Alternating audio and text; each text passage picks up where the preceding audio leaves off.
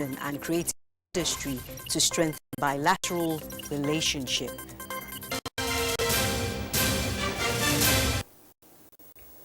And now the news in detail. Experts in information technology, solution providers and other relevant stakeholders have been tasked to brainstorm and come out with a comprehensive report for Nigeria to benefit from the current global multi-billion-dollar digital economy. President Muhammadu Buhari, who made the request at the opening of this year's E-Nigeria conference, made a case for the improvement and expansion of the nation's digital agenda for the betterment of the country. State House correspondent Adamu Sambu reports. The 2019 E-Nigeria conference with the theme National Digital Economy is focusing on transforming the Nigerian economy for sustainable development. The climax of the opening ceremony was the unveiling by President Muhammadu Buhari of the National Digital Economy Strategy that provides policy direction for digitizing Nigeria. Describing digital economy as an absolute necessity, President Buhari noted with delight that the information and communications technology sector has this year alone contributed 13.85% to the nation's GDP. This clearly shows the importance and potential of the ICT sector to our job creation and economic diversification agenda. Our recent introduction of the Nigerian e-government master plan will further consolidate our successes to date and increase interoperability among the different ministries, departments, and agencies of government. I have therefore directed the Federal Ministry of Communications and Digital Economy to develop training and sensitization programs that will be rolled out across all key MDAs with immediate effect to ensure seamless implementation of the master plan. The president, however, said as the nation continues to explore the abundant opportunities in the ICT sector for sustainable socio-economic development, people must remain mindful of its threats. We encourage all Nigerians to ensure that their phones are properly registered. As a government, our priority is to protect the lives and properties of all Nigerians. Chief Convener of the conference and Minister of Communications and Digital Economy, Dr. Isa Ali Ibrahim Pantami, enumerated with pride the giant strides recorded so far since his assumption of office. The skills we have started providing has also started yielding results. Our plan is to make sure we create millions of digital jobs for Nigeria. So far, we are on track. We believe the digital economy can add 1 trillion naira per year to Nigeria within the next 4 years and create a shared prosperity for our people. The E-Nigeria conference is a veritable platform for ICT awareness creation, developing appropriate framework and setting goals for best practices towards properly positioning Nigeria in the global information society. The outcome is expected to guide Nigeria benefit maximally from the current global multi-billion-dollar economy. Nigeria has started the next level reforms to position Nigeria on the world map of globally digital competitive nations. Highlights of the ceremony was a presentation of awards to some Nigerian ICT startups that left their mark on the global stage. Abdulkadir Bashir, a Nigerian artificial solutions provider, was the overall global winner at this year's Gulf Information Technology Exhibition with his application Cheeky Guard, developed to convey any suspicious activity in a given area on a real-time basis. Osawaru Stephen was also recognized as one of the finalists at the competition with his application 247 Medics, designed to link patients with their doctors anywhere in the world. President Buhari promised that his administration will encourage and support such digital entrepreneurs to develop innovative solutions for local and global challenges. In Abuja, Adamu Sambu, NTA News. Meanwhile, President Muhammadu Buhari says Nigeria is rich in petroleum resources, but the challenges confronting the country are so enormous as to render the oil earnings insignificant. The president spoke Thursday at the State House, Abuja, while receiving in farewell audience the Cuban ambassador to Nigeria, Carlos Trejo Sosa, who has been in the country for 5 years. President Buhari said he was pleased with relations between Cuba and Nigeria, particularly the hand of fellowship extended in the area of healthcare and transfer of knowledge. He said whether in uniform or out of it, he had always been glad to collaborate with Cuba and expressed the hope that the relations between the two countries would wax stronger. A statement by the special advisor to the president on media and publicity, Femi Adesina, said Ambassador Sosa said his 5 years and 9 days in Nigeria were filled with, quote, warmth, love and friendship, adding that he would never forget the country. And still on the economy, President Muhammadu Buhari says investments cannot thrive in an atmosphere of social and political instability, so the federal government will do all it can to safeguard the interest of investors. The president spoke at the State House, Abuja, while playing host to the chairman, chief executive officer of Total Group Worldwide, Mr. Patrick Poyan. The president said the relationship between Nigeria and Total has been long and mutually beneficial, saying the country wants it to remain so. Mr. Poyan disclosed that apart from oil and gas, which is its core activity, Total was also willing to develop the solar power potential of Nigeria. And still on oil and gas, President Muhammadu Buhari will depart Abuja on Friday to participate in the 5th Gas Exporting Countries Forum in Malabo, Equatorial Guinea. The one-day meeting will also be attended by leaders of major gas-producing nations of the world, including Algeria, Egypt, Equatorial Guinea, Libya, Bolivia, Iran, Qatar, Russia, Trinidad and Tobago, the United Arab Emirates, Venezuela, Kazakhstan and Norway, whose countries account for 70% and 80% of global gas reserves and production, respectively. The idea of the forum was first mooted in 2001 when the first ministerial meeting held in Tehran, Iran, while the first GECF, otherwise called Gas Summit, took place in Doha, Qatar in 2011, with Nigeria represented at the highest level. Indeed, President Muhammadu Buhari had attended the third Gas Summit in Tehran in November 2015. This 5th Gas Summit in Malabo is the first time the biennial meeting will be hosted in Africa. Recall that on November 19, 2019, President Buhari had received Mr. Gabriel Bega Obiang Lima, the special envoy of President Teodoro Obiang Nguema Basogo, who brought a special invitation to the Nigerian leader to attend the 5th Gas Summit, as well as thanking Nigeria for her support towards hosting. A statement by the Senior Special Assistant to the President on Media and Publicity, Garba Shehu, said the Nigerian delegation will use the opportunity to discuss current trends in the global gas market, potential policies for the energy sector, and opportunities for collaboration. At the end of the 5th Gas Summit, the Malabo Declaration is expected to be adopted. President Buhari will be accompanied by the Minister of Foreign Affairs, Jeffrey Onyema, Minister of State Petroleum Resources, Timipre Silva, Minister of Mines and Steel Development, Olamilekon Adegbite, and the Group Managing Director, NNPC, Meleko Kyari. After the summit, President Buhari will head for Daura, Katsina State, on a 5-day official visit. And here's Olanka Ujo with more on the business circle.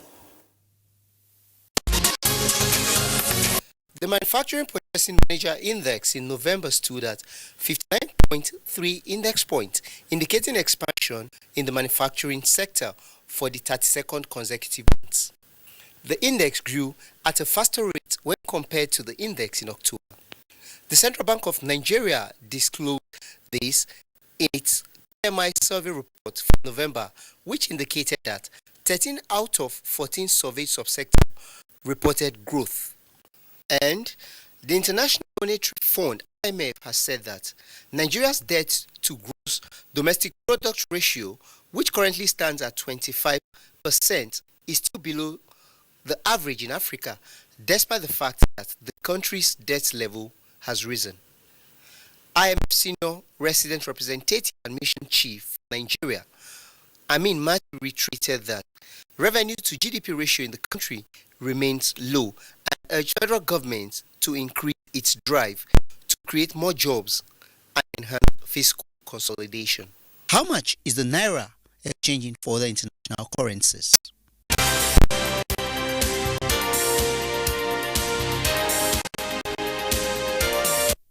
Online Kajo for Business News.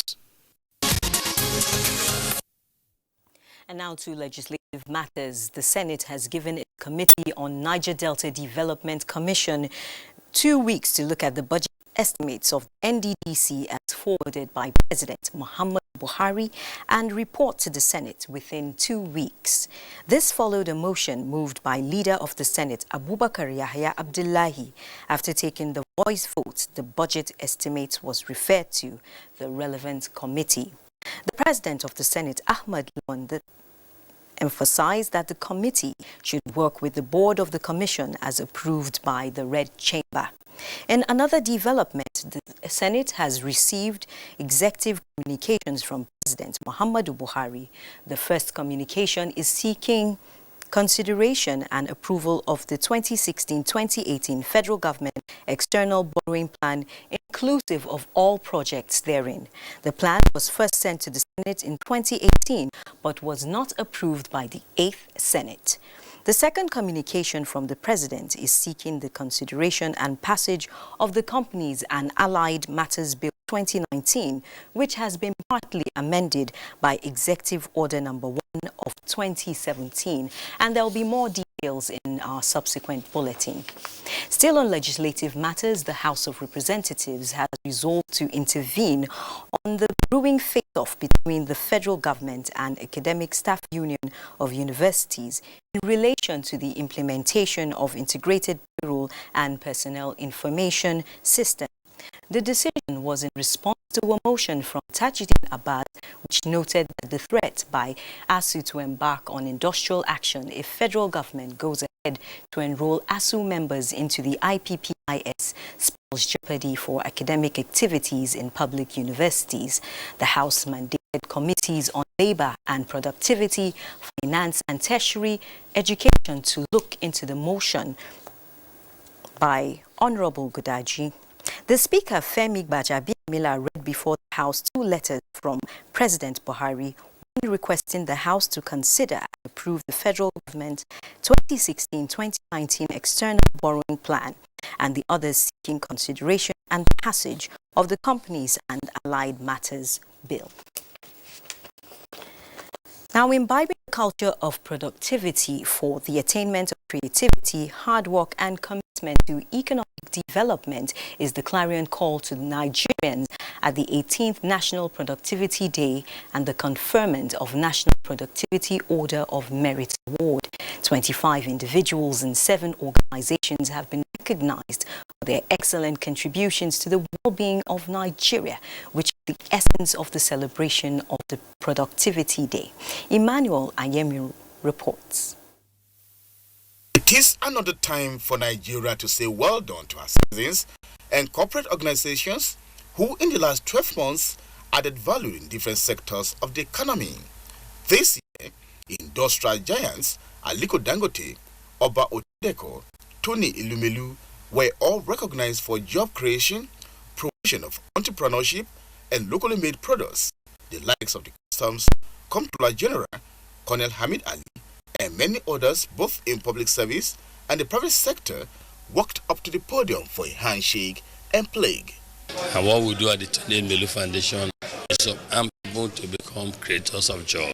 And I'm sure it's a matter of time, but we need to do more. And this achievement of today award is making me to work more hard for more employment. For those still in service, and them encourage the younger ones to strive for excellence. You're not working because you want to please your boss. You should work to improve the system and to contribute to the mandate of your organization. We'll increase mentoring and role modeling for the officers who are coming behind, capacitating and skilling the officers. Of particular interest is the recognition of the Kwakwando Foundation for its contribution to the well-being of the physically challenged, and they are using this to seek the establishment of the Disability Commission. When the commission is set up, there will be a lot of advantages for the over 23 million persons with disability in Nigeria. SGF Mustafa, who delivered President Muhammadu Buhari's message, says government will continue to provide a platform that will trigger sustained growth momentum. It's only such sustained efforts that can transform our national economy to become more productive, secure, stable, and competitive. GDP growth is not too encouraging, 2.3%. That deficit, we need to cover it up. It's from hard work, dedication to work, loyalty, that you can get all those things. I enjoy today that the message has been gotten across. So what will now be our concern is sustainability. The award, which is said to promote healthy competition among prospective recipients, facilitates more quality service delivery to the nation. Emmanuel Ayemiro, NTN. Congratulations to all the award recipients there. This is the news on NTA International reaching you from Abuja. Stay tuned for more after these messages. Your information dey important, just like your identity. Now the only way we fit take hala you. Make you go browse easy.gotvafrica.com. Sign in with your IUC number and mobile number and scroll down to personal details and address. Then check where to see say everything bam. You fit change the one not correct. To finish everything, just click the save button and it don't finish.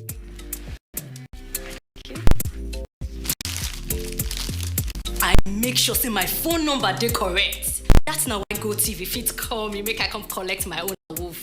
Angel, that time for my phone is that why? Because now my correct phone number dey for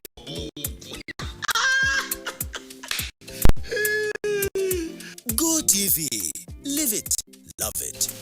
Not looking again, oh, make you go do your own.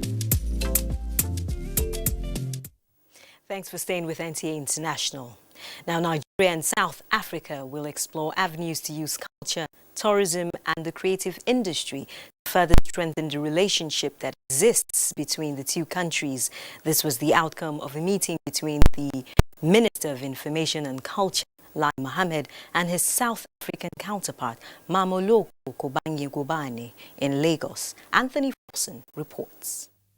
The Information and Culture Minister, Lai Mohammed, while expressing delight over the visit, maintained that Nigeria and South Africa have over the years enjoyed a cordial relationship which put them at par. And with this renewed zeal to further strengthen the bond, the creative industry is quite handy and potent.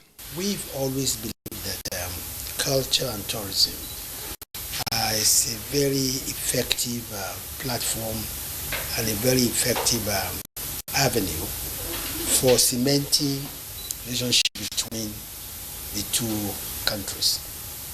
A few years back, we did actually put in motion the machinery for exchange, cultural exchange visits between Nigeria and South Africa, and we're still working on it because we believe that a lot of issues can be resolved when we bring to South Africa our very popular artists, because I'm told that a few Nigerian musicians who are extremely popular in South Africa, and vice versa. Against the background of recent happenings in South Africa, Lai Mohammed called for more of such visits.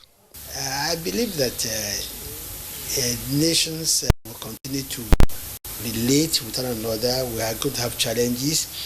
And it is this kind of visits that would help us cement relationship. On her part, the South African Minister of Culture and Tourism, Mamoloko Kobanye Ngubane, explained that her visit to Nigeria is to demonstrate her country's seriousness in keeping and further strengthening her relationships with other African countries, especially Nigeria. Because part of the responsibility we have is to ensure that the two nations are able to continue with exchanging not only ideas, work, but we do have visitation between ourselves as countries. So that would be part of that. And we felt it important for us to be able to have this discussion, but also because we have specifically our memorandum of understanding between the two countries that has been live, that we've been working, continue on the work, and just to make sure that we can be able to enhance that work and continue. She noted that South Africa was quite pleased with President Muhammadu Buhari's last visit to that country, saying it demonstrated Nigeria's genuine love for other African countries, especially South Africa, with whom a long relationship exists. The meeting, which went beyond just discussing culture and tourism, it went deep into explaining how to ensure that the recent happenings in South Africa don't repeat itself, just as the issue of fake news was taken into consideration as a tool that promotes hate and should be avoided. In Lagos, Anthony Forson, NTA News. And still on diplomatic ties, the Nigerian government has defended its decision to close its borders, insisting that it is not intended to hamper the implementation of free trade movements within the ECOWAS region. The Deputy Speaker of the ECOWAS Parliament, Idris Ahmed Wasi, made the country's position known while presenting Nigeria's report before the ongoing second extraordinary session of the ECOWAS Parliament holding in Abuja. Ado Adamu also reports that the presentation explained the wisdom behind the border closure. As members of the ECOWAS Parliament continue to receive reports of member countries before the ongoing session of the Parliament in Abuja, different issues concerning the sub-region are brought to the attention of parliamentarians seeking their support for legislative action. And when it was the turn of Nigeria to present her report, the issue of border closure took center stage. Is it not possible to open at least the Semekrake joint border post, which is a flagship project of ECOWAS supported by the European Union? Would the closure not affect those vehicles that have already had the chance of not having any problem with Nigeria to have been closed back? I want to commend Nigeria for leading the payment of community levy. It is said that Nigeria is determined to integrate and develop the West African regions. Deputy Speaker, House of Representatives Idris Ahmed Wase, who is also the first Deputy Speaker of the ECOWAS Parliament, engaged his colleagues as he addressed all the issues raised. The protocol is very clear. No country in the ECOWAS sub-region is allowed to export into another country what it does not produce. Meaning, by our own actions, we want to be self-sufficient. We do not want to be dumping grounds. We want to encourage production. Nigeria made it clear to the community that the border closure is in the best interest of the country and called for genuine understanding and engagement by those affected to address her legitimate concerns. In Abuja, Ado Adamu also, NTA News. Now let's join Joyce Ometo for more news from around the world. Glad to have you join us on this segment.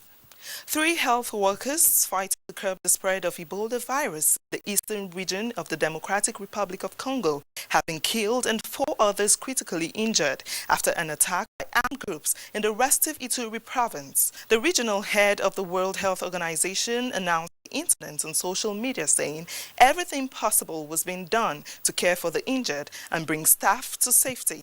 In other news, U.S. President Donald Trump has signed into law a bill that supports pro-democracy protesters in Hong Kong. The Human Rights and Democracy Act mandates an annual review to check if Hong Kong has enough autonomy to justify its special status with the U.S.